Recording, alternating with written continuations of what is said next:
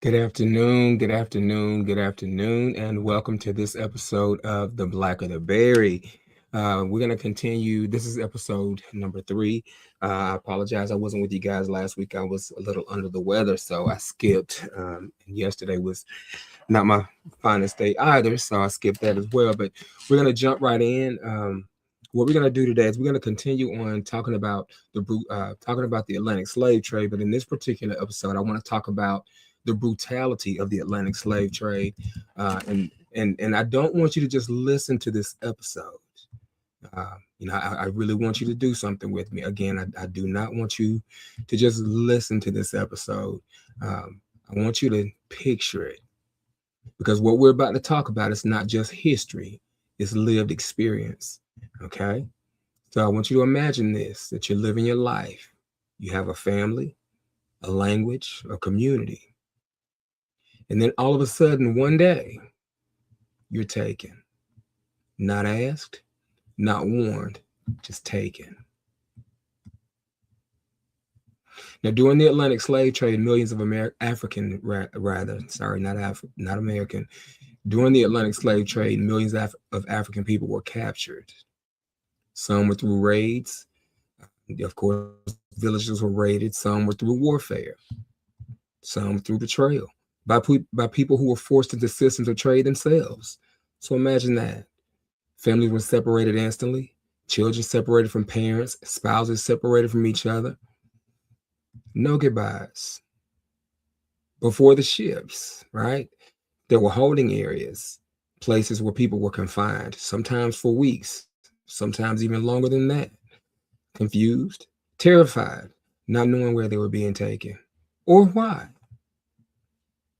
Are you with me still? Then came the journey, the Middle Passage.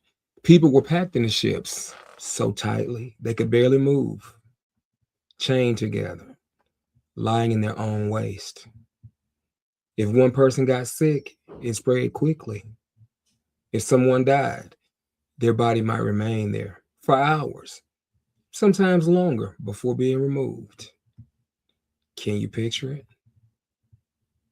Some people chose death, jumping overboard rather than living through what was ahead. And if you survived that journey, you were not welcomed. You were processed, examined, touched, then sold. Just like property. Your name, gone.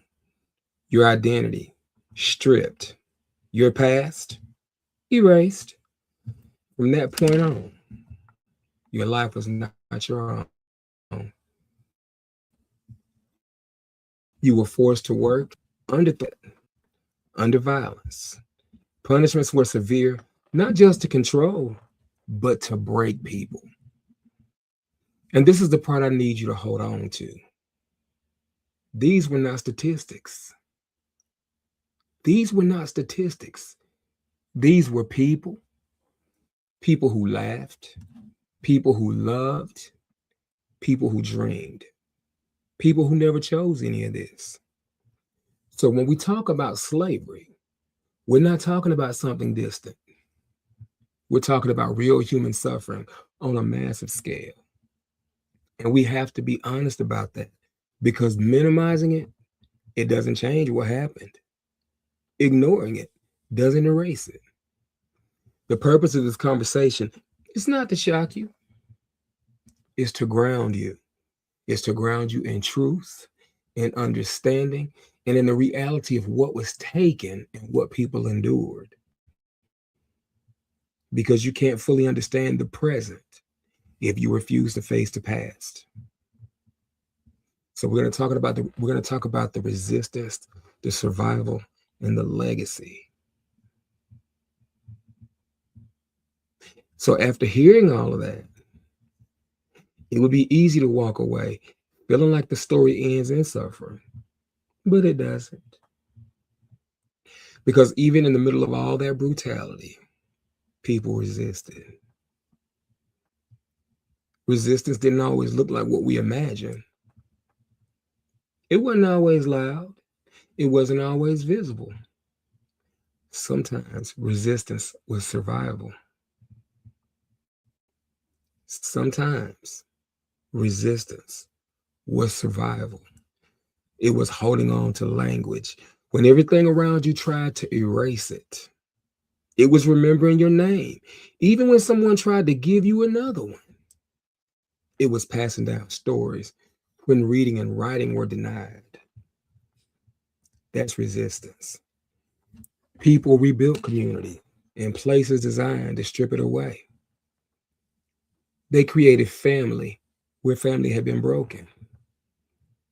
They created music out of pain. They created faith expressions. They carried them through what they were facing. Spirituals, rhythms, ways of worship that still exist today.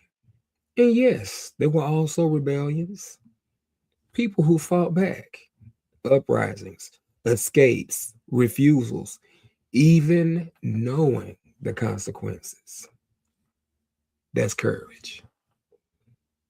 And that endurance is not separate from us.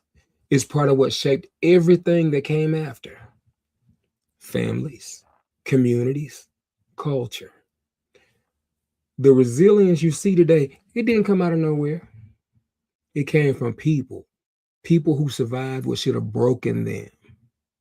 So when we talk about this history, we can't only talk about what was done to the people. We also have to talk about what the people did in response. How did they adapt? How did they endure? How did they carry something forward even when everything was taken? Because that matters. It changes how you see yourself. It changes how you understand struggle. It changes how you understand strength.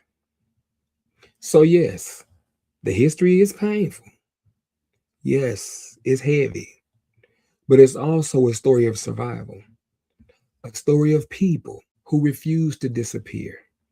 And that legacy is still here. We remember the pain, but we also honor the strength. And in doing so, there's something I need to make clear. The story of slavery is not just a story of suffering, it's also a story of resistance, as we just said. Because even in a system that's designed to control every part of a person's life, think about this. The system was designed to control every part of the person's life, but people still found ways to fight back. And it was not always in the same way, but it was always with intention. And some of those acts of resistance were led by individuals that refused to accept the system as it was, in spite of. One of those individuals was Toussaint Louverture. He was an enslaved man who became a leader of one of the most successful slave revolts in history, the Haitian Revolution. He helped lead a movement that didn't just resist slavery, it ended it. After him came Jean-Jacques Dessalines. He carried that fight forward and he helped secure independence for Haiti, making it the first Black republic born from a successful slave revolt. Now let's bring it closer to home. Resistance was not limited to just one place. It happened throughout the Americas, including here in what became the United States. In 1831, a man named Nat Turner, he led a rebellion in Virginia. It was one of the most well-known uprisings in U.S. history, and it sent shockwaves through the system. Then came Denmark Vesey. He was a man who planned a large-scale revolt in Charleston, South Carolina, my home state. Though it was discovered before it could fully unfold, his intent was clear. The intent rather was clear. People were organizing. And before that, Gabriel Prosser, another planned uprising, showing that resistance, it was not isolated, it was ongoing. And these are just a few names, because for every well-documented leader, there were countless others whose names were never recorded. People who resisted in smaller ways, working slower, breaking tools, learning to read in secret, running away, forming free communities. All of that was resistance. There were even entire communities formed by people who escaped slavery. They were called maroon communities. These were places where people built their lives outside of the system that was meant to control them. So when people ask, why didn't they fight back? The real answer is they did. They did. But fighting back didn't always look like open rebellion. Sometimes it looked like survival. Sometimes it looked like preservation. Sometimes it looks like waiting for the right moment. The truth is, you're here today because people resisted, because they refused to disappear, because they believed, even in the worst conditions, that there was something worth fighting for. And that spirit is still alive. That spirit is still alive. This episode wasn't going to be a very long one today. I just wanted to come by and give y'all just a little something to work with, because I didn't want to make the brutality of the Atlantic slave trade so graphic that you lost interest or that you emotionally disconnected. But in having this conversation, we need to have the conversation. Hollywood, in their way, has sensationalized exactly what happened during the Middle Passage. But what I want to do, or what I'm hoping that I've done, is that I was able to humanize what happened in such a way. Again, these were people that weren't asked if they wanted to be taken away. These were people who were given new names, people whose identities were erased. These were people that were brought to a new place under savage conditions, with a lot of their loved ones never making it with them, seeing the things they saw on the journey. I can only imagine. And then we wonder why and how trauma lingers. The same spirit that led to those uprisings, it's the same spirit that many of us we have today. We can't forget those that came before us. We cannot forget about the sacrifices. We cannot forget about the prayers. We cannot forget about the hope that we would have something better than they ever dreamt of. We can't forget that. And if we do, we're doomed. Now is not a time to fall away. Now is not a time to fall back. Now is not a time to fall asleep. Now is a time to wake up, educate yourself. What is it that is being deleted? What is it that is being hidden from me? That is the thing that needs to be made, be brought to the forefront. That's the thing that I want to talk about, because there's hidden wisdom in that. Why would I want to hide something from you unless I wanted to continue to control you?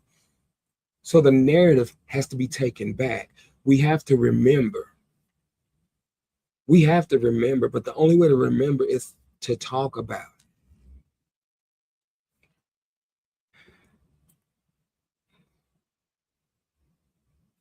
There's so many directions that I really want to go with this episode.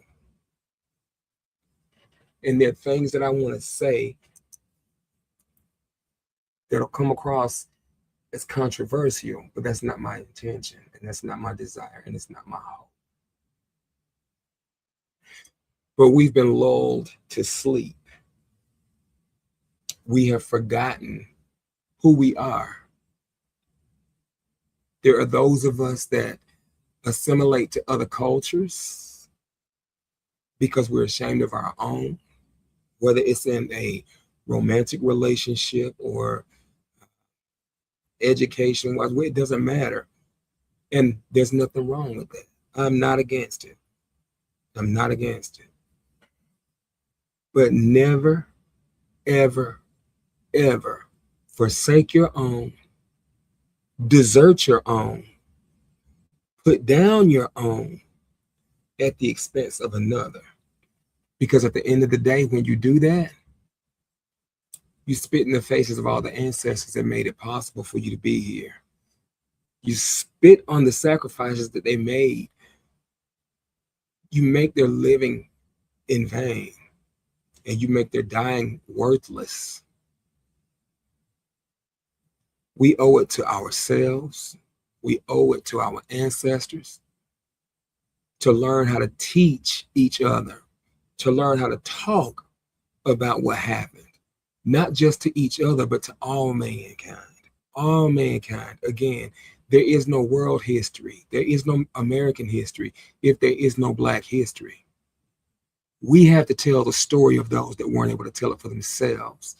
We have to give voice to those who were voiceless. There were so many who didn't make it because they wanted freedom as opposed to the enslaved life. They were willing to suffer the brutal attacks. They were willing to suffer being drowned. They were willing to endure anything but the thing that was designed to erase them, strip them of their identity, strip them of their humanity. And here we are, not understanding that black is so beautiful because somebody told us that it's a curse. When we just talked about the strength, the resilience, and the resistance of where we come from, of who we come from, the stories that have survived over the years, and we dare spit in the faces of those that made it possible for us. Again, this episode I thought would be longer than it is, but it's not. And I feel like I've given you enough. And if I continue, I'm going to start rambling. And I don't want to do that because I want this to land. I want you to think about what this episode was talking about, the brutality. Talk about it. Have the conversation with somebody. There are books you can purchase. There's one right now, that the Transatlantic Slave Trade. I'll post a link in the description once I post the video. It's a good book to have. There's some other Black history books that I have. We're inventors, we're teachers, we're doctors, lawyers, we're educators. Don't let anybody tell you that DEI defines you, because it didn't. You're defined by so much more. Don't forget. This has been another episode of The Black of the Berry. I'm going to be here next week, hopefully same time. Actually, no, on Saturday. But I want you to continue the conversation. But in order to continue the conversation, begin the research. Trust the process. Embrace the journey. Know your history. Share your history. And remember, the blacker the berry, the deeper the truth.